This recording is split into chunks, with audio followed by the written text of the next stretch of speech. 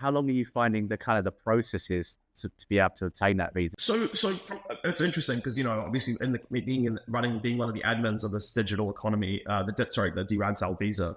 We tend to hear a lot of conversations. We do polls, and so we get data as well. In terms of the time it takes, I think a lot of it's just based on luck and based on just how well prepared your preparations are. If you follow what we advise in the community, that sort of stuff. I think normally it takes about 2 to 3 months from the point of application to the point of getting your visa stamped. Maybe slightly longer if there's back and forth, so maybe 4 months, 5 months. In terms of who gets accepted, it's interesting. There was a lot of chat at the start of the program that there was discrimination, which was all proving completely incorrect. We could see that there's no discrimination by nationality. Anyone can apply for it.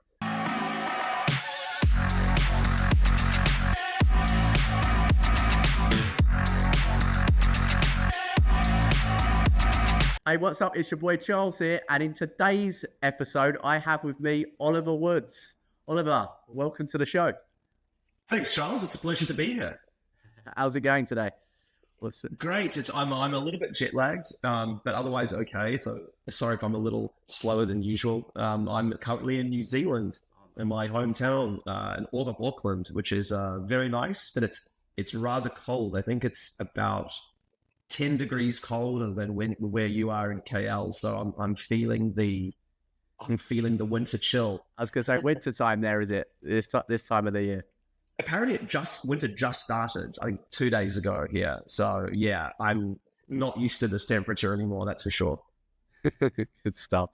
So basically today, guys, we're going to be talking about Malaysia visa options, specifically for digital nomads. And I wanted to bring Oliver onto the show because he helps to manage one of the biggest Facebook groups related to a digital nomad visa in Malaysia. So firstly, Oliver, just wanted to, let's get kind of an intro from you.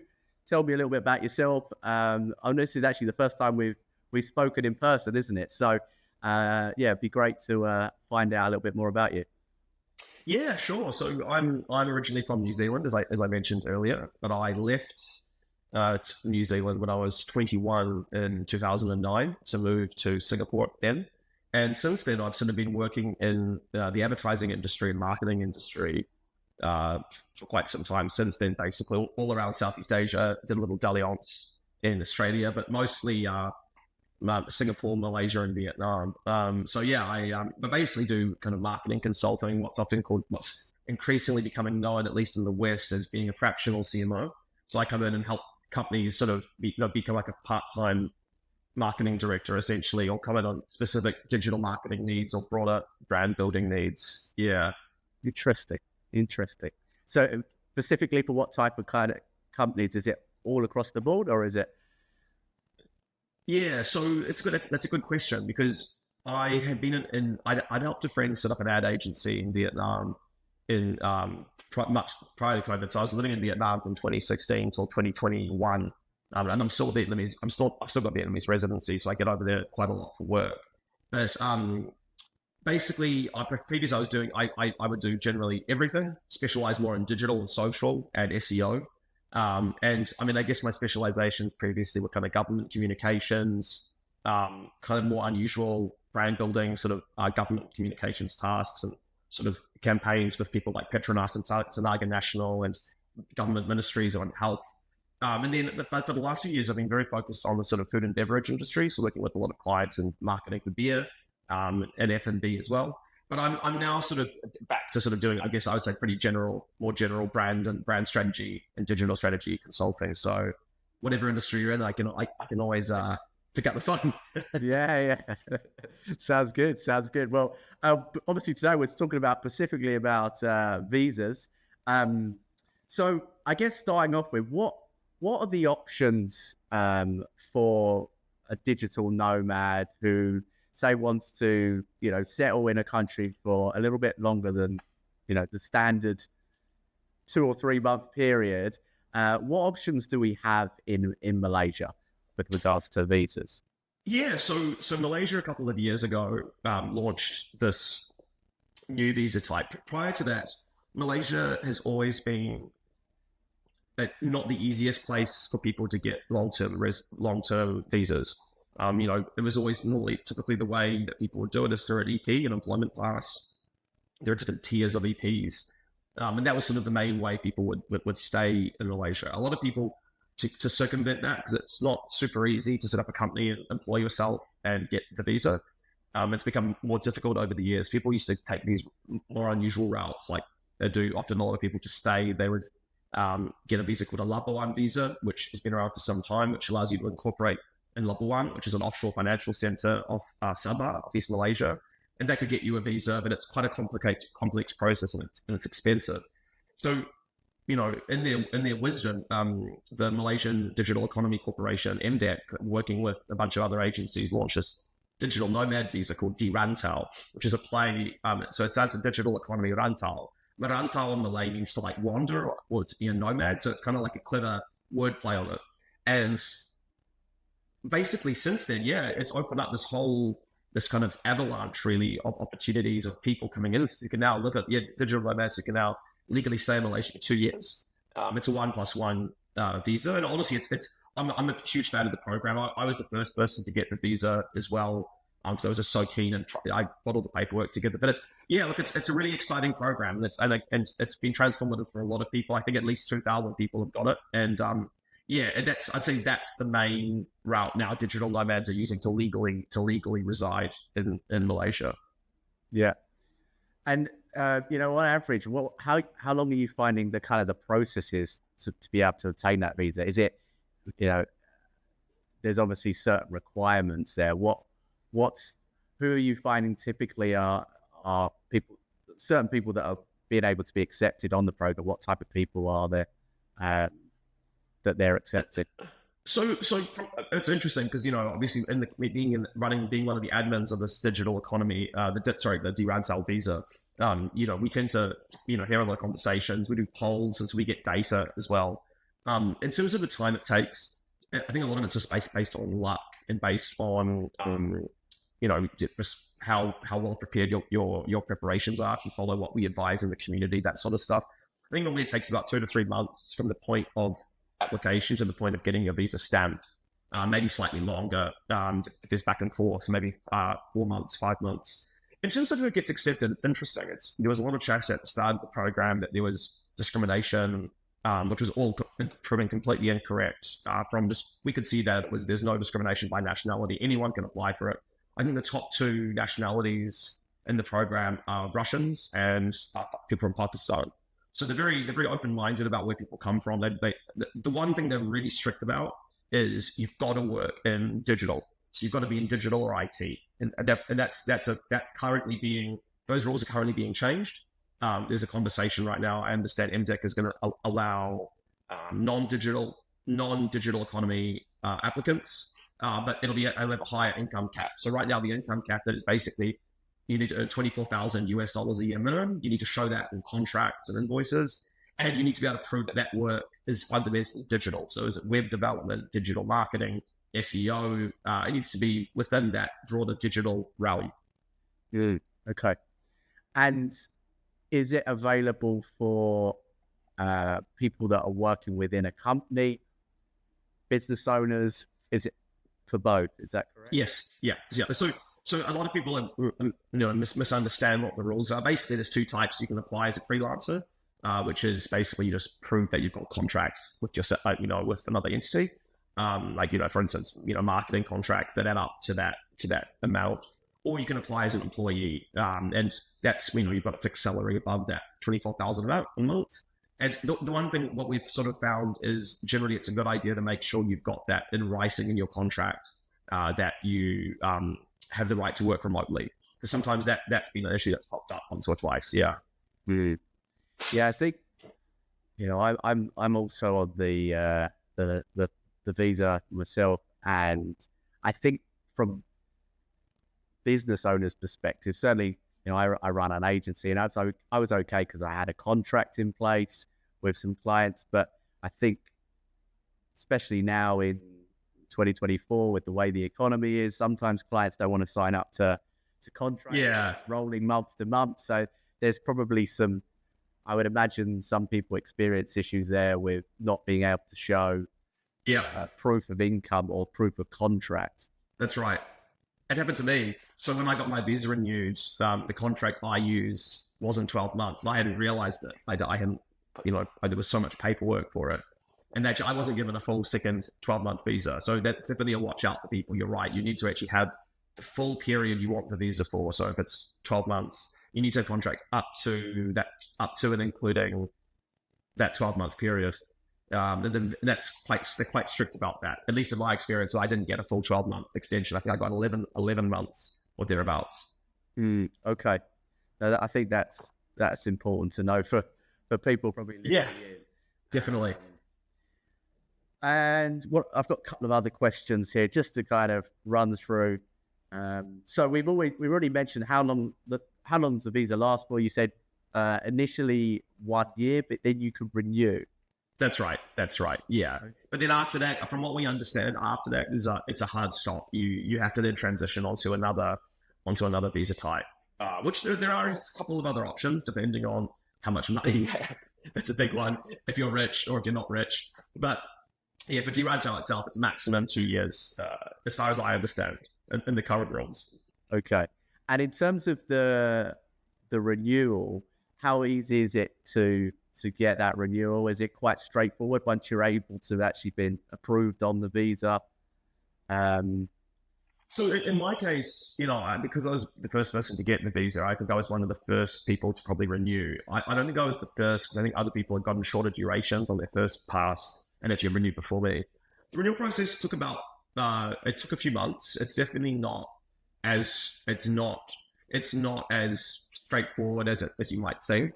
In my case, I had to submit quite a lot of extra documentation on my renewal. I guess because the visa rules have changed. So I just submit a CV, which I hadn't submitted previously. I just put in my work history. I just submit a portfolio of my work as well. They requested that on the renewal. And the third thing was they requested some kind of digital marketing reporting. So in my case, I'm kind of similar to you. I'm a kind of like a marketing agency sort of person. And they kind of wanted to see what I've been working on in a bunch of detail. But look, I mean, it wasn't anything particularly stressful. And again, I think they're still they're constantly making the program smoother. It just took but it did take a few months. It did take. I did assume that was the one thing I got caught out on a little bit, is I thought it would be much faster. Because to your point, I thought you'd be pre-approved. But I think it goes through the same process again with immigration and customs and stuff. So I think that's what maybe makes it about not super fast for renewals. Yeah. Yeah, I guess the program's still relatively new, isn't it, in comparison to other digital nomad programs out there. So I'm sure over time they'll continue to improve and perfect it. Yeah, I mean, look, and MDEC, the government, the agency that works essentially runs the visa. They've been tremendous in terms of community engagement. There's been we've even had a town hall session with them, which it's not the most common thing you hear about, right? Government agencies are having town halls with visa holders. I mean, so to their credit, the team, the digital tourism team and MDEC done a fantastic job with the visa. I mean, look, and if you go into the group, you might, the group that we run, you might see people complaining, but on the whole, I think most people are really stoked that this visa's there, and it's a really functional visa. Once you get your head around the requirements, it's actually pretty straightforward, right? It's as long as you listen to what everybody else is saying, it's a great visa program to be part of. Yeah, no, for sure. And the Facebook group that you guys manage and run it's been, I know that was invaluable when I was going through that process, just knowing that that's there, and the questions can get answered because people have been there before and they've gone through the process, so it makes life so much easier, doesn't it? Yeah, we have a very strict. We moderate the community pretty strictly around. Yes, you are allowed to complain and be frustrated if something goes wrong, but we also try and really add value in the community. And we're pretty strict. We don't want people. Everyone's. The outcome we want in that community is making the program more successful, right? So we've definitely given feedback as individuals to MDEC, and they've been really receptive to the process.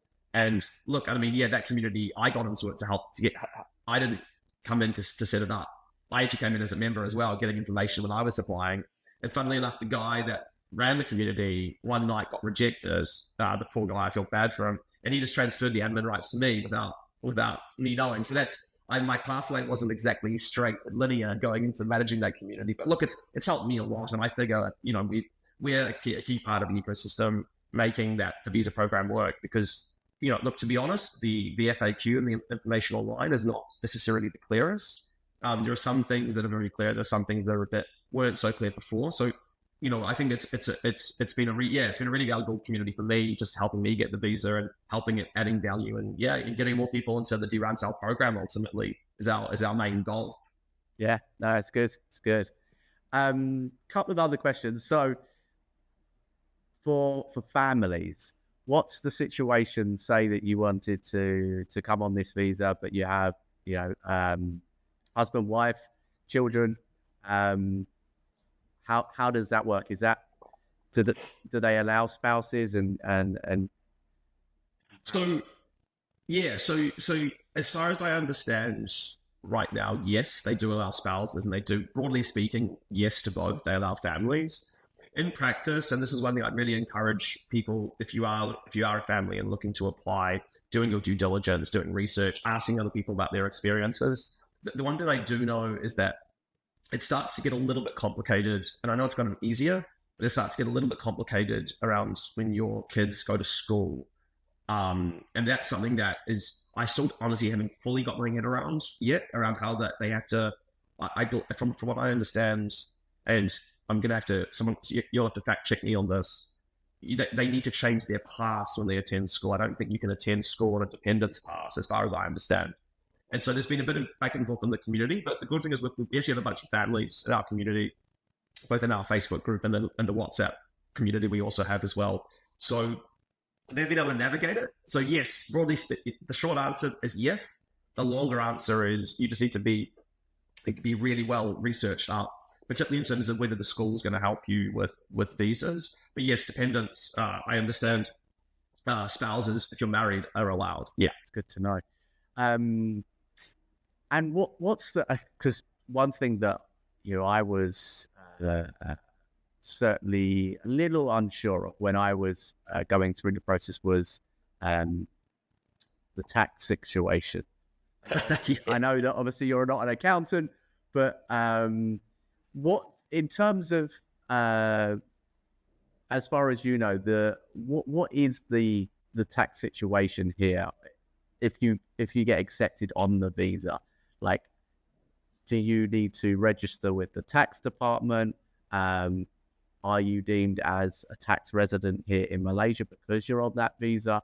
Yeah, if you could give us sure, your wisdom and insights into that. I'm sure you've had discussions with a lot of people. Yeah, this has been one of the big ones, because at the start, when the program first got released, and it's a matter of public record because you can dig up the FAQ. There was talk that we wouldn't be taxed. We'd be outside of the tax system. That's obviously changed. And the FAQ right now, which is the government, the index one, officially, does say that, yes, we'll be taxed.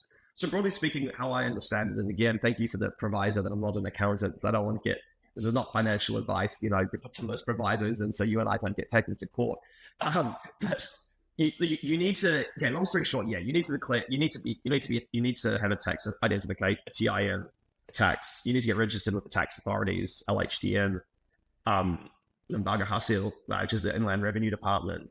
And then, basically, long story short, very, very long story short, what we've all basically found is it's no different to any other visa. Are you a resident? Have you been here I've been in Malaysia for 182 days. Once you're there, you get taxed at the same rate as Malaysian residents, which also means you get the same tax benefits. So you get things like deductions, if you buy a computer, if you get a gym membership, you can claim that back, because Malaysia's got very, very generous deductions. So what a lot of people find is if your income's not particularly high in terms of what you're paying yourself, in terms of what you're earning day to day, actually, your tax liability in Malaysia is often not as big as you think it would be. But yes, basically, man, if you are on the visa, you're treated like anyone else. You're treated like a citizen. You're treated like a non-citizen.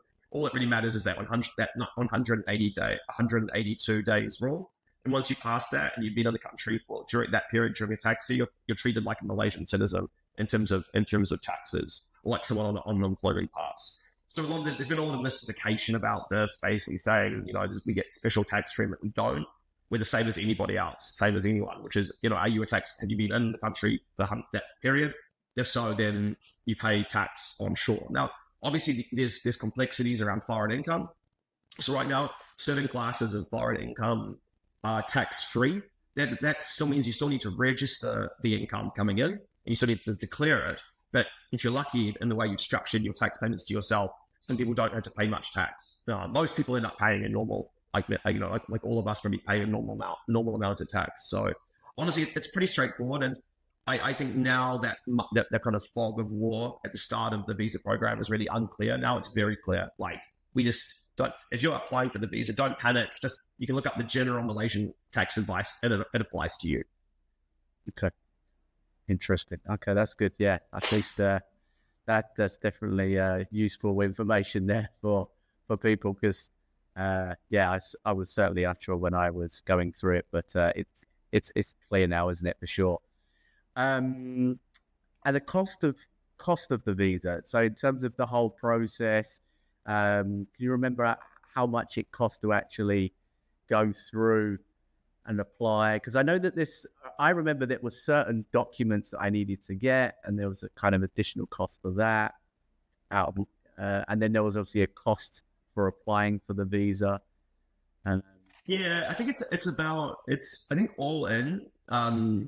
I'll have to double check this, but I think it's a couple of thousand ringgit all in for the main application, and there's a fee for visa stamping and so it's probably in the realm of, it's under $1,000 in the whole process, at least for me. And that was including obviously the cost of going out, just because you have to go and get it stamped in Cyberjaya, which is quite far out of KL. So obviously you take a taxi, you drive or take a taxi out there. It's about a 40-minute drive. And but no, look, I think it's a pretty low barrier. It's a pretty low barrier in terms of costs. It's pretty straightforward, and you get a part of that cost was also a deposit, which I believe you get partially refunded. I can't recall how that exactly works, but yeah, look, I mean, compared to like visa programs in lots of other countries that give you kind of 1 to 2 year residence in Southeast Asia, it's ballpark. It's not entirely dissimilar. I mean, right now to get a business visa in Vietnam, like a 1.5 or 2 year TRC, which is a temporary residency permit, you just have to incorporate a company basically now, with minimum charter capital of like 10,000 US, and now that limit's going up, and then plus thousands of dollars of visa fees. So it's comparatively not entirely dissimilar, I imagine, to lots of other programs around the region. Yeah, I guess if you are to be accepted on this visa and you stay in Malaysia and you get your renewal, and you're there for the 2 years, and you want to stay in Malaysia after. What options do we have, Oliver? What's the? Yeah, that's a great question. This is something that a lot of us are thinking about. My visa too. My second year is going to be up quite soon as well. So I love living in Malaysia. I'm obviously a big fan of the country, and have been in and out of the country for many years. So the options, right now that stand out most to people like us on the digital nomad visa, if you've already had the Rantau, the pathway that MDEC and the government is encouraging us to look at is a visa called MTEP, which is Malaysia Technology Entrepreneur Pass. And MTEP basically it's a sort of similar-ish program to Rantau, but it's more about incorporating and starting a digital economy business in Malaysia. It's definitely not the easiest visa to get. For the 1 year program, which is 1+1, similar to Rantau, you basically need to pitch the government on a business idea. For the 5 year visa, which is 5+5, you get 10 years if you can get approved. That's if you've got an established business that's been operating for more than 3 years overseas, and you essentially bring that business, or you have a proven business track record. So it's definitely a bit more complex and a bit higher barriers than Rantau in some ways. You have to be entrepreneurial and doing something. You can't be a full-time employee on that visa, unless of course you're actually doing something entrepreneurial and bringing it in to Malaysia. It's almost like I'd say it's almost something like a technology transfer visa, at least in terms of the rules around it. So that's the program. We ran a poll recently, and so we got about 200 plus of our members in the Facebook group to look at what they're going to do next. So we want to kind of also give this feedback to MDEC, saying, obviously I want to make sure, I want to make sure that I've got a visa as well, but I also would love I think it's a missed opportunity, right? That you've got a few thousand people who love Malaysia, who are paying tax here, spending money, that they then disappear off. And one unfortunate part of that poll is after MTEP and setting up companies, I think a lot of people are going to leave Malaysia because they don't feel like there's a smooth visa process after de-Rantau. This all being said, I still think MTEP is a really good opportunity for a lot of people, particularly if you're wanting to take the leap into entrepreneurship. I think it's a really positive option. Beyond that, there's a few other visa options. So, the common ones people talk about are MM2H. Right now, that program's sort of in hibernation. They're changing the rules around it. And it's got very high income requirements, extremely high income requirements. So practically, unless you're incredibly wealthy, it's not a serious option.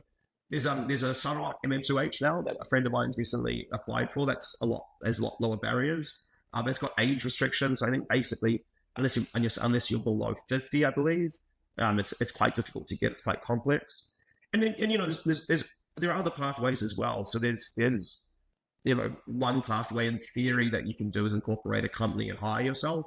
In practice, that's a lot more complex than the rules say. There are workforce agencies that can help you negotiate that, but it's going to cost you quite a lot of money to do that. Again, it's not really a good option unless you've got, a lot of money lying around that you aren't using. So I'd say right now MTEP is the best option. And I mean, I touched on it before. Level 1 is still an option as well with the 1 visas. But they've been tightening up the requirements around those. So I'm always a bit worried when you see visa programs constantly changing. You never know. You're not really sure if that'll stick around forever. So yeah, I'd say MTEP is the best viable, pathway to remaining in Malaysia afterwards. Okay. Yeah, it's good to know. Good to know that there's at least a few options. You're going to be, exploring those when the time comes. And, good stuff. Okay. And I guess for anyone who's thinking about coming to Malaysia, or is looking at kind of the Southeast Asian region, in your opinion, why Malaysia? Why should they choose Malaysia over? I mean, I'm sure you've got some good answers to that as well. I mean, for me, my personal favorite part about Malaysia is the food. I think the food is what keeps me there. And I think you won't understand what I mean unless you spend a lot of time in Malaysia and you get absolutely hooked on the food. Just the variety, the fact that you get great, Malay food, Chinese food, Indian food, plus Sarawaki and Sampahan, plus all the international cuisines, plus, the cuisines from the rest of Southeast Asia. The food is amazing. And it's enough to keep me, fatten me up and keep me in the country. And also just people. I mean, for me, I've always found that Malaysians, at least as a New Zealander, I've always been on a similar wavelength to me. And I've always felt like Malaysia, because it's always felt like, I don't know whether it's sort of the shared Commonwealth legacy or because, New Zealand and Malaysia were both British colonies. I don't know if that's it, or it's more just because I just like Malaysian people. But I'd say the people are awesome as well. And I've got so many good Malaysian friends from over the years I've stayed in touch with for a very long time. And yeah, I've always felt very welcome in Malaysia. People have always kind of tolerated my oddities. And yeah, I guess I know it sounds like a trite answer that's like pre-prepared, but honestly, that's the truth. Like, I mean, the food and the people are great. The last thing I'd say is, one of the things I like about Malaysia in general as well is that, it's sort of like a nice halfway point between sort of the Western country and sort of the rest of Southeast Asia. The creature comforts are all there. It's great affordable housing, good quality housing. It's easy to drive. Infrastructure's good. What I would say, I mean, I don't want to negatively compare against other countries in the region because I think everywhere's got its pluses and minuses, right? But I mean, I lived in Vietnam for several years, and just that when you're living in a country that's growing that fast and that's that kind of, it's kind of growing to the next level, moving up the food chain in a sort of human development sense. It's pretty stressful and intense. There's a lot of noise. There's a lot of hecticness, and KL's like a nice happy medium I find between the sort of hecticness of a place like Vietnam and the relative calm of a place like New Zealand. At least that's I don't know what your thoughts are and what's keeping you in Malaysia, but that's sort of what's anchoring me down. Yeah, no, well, certainly with Kuala Lumpur as a city, I think compared to some other Southeast Asian cities, it's a lot calmer. The air quality is better, in my opinion. Yeah. It's more green. Yeah, I think it has that nice balance between having, like I said, those creature comforts, being in a city, but equally it doesn't feel like you don't feel claustrophobic. There's not so many people. It's a bit of a calmer Yeah. I guess. And it's well connected as well. Certainly. Definitely. That's a big one, isn't it?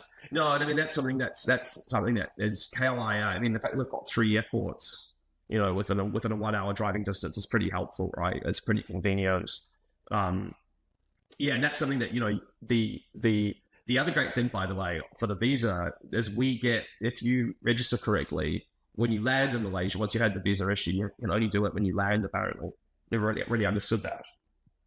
Excuse me. You can get access to the auto gates, to the Malaysian system of long-term passport auto gates. So not only is the airport super connected, you can jump on a flight pretty much to anywhere, but actually we can skip the long tourist queues, which I think to me, someone who travels, not every day, but, reasonably often for work, it's super convenient. Like flying back here to New Zealand, I see this big long tourist queue and I just walk up straight to the Malaysian citizen gates and scoot through them, and it's great. That connectivity part's awesome. Yeah, no, I still need to do that, actually. I still need to register to get to the auto gates.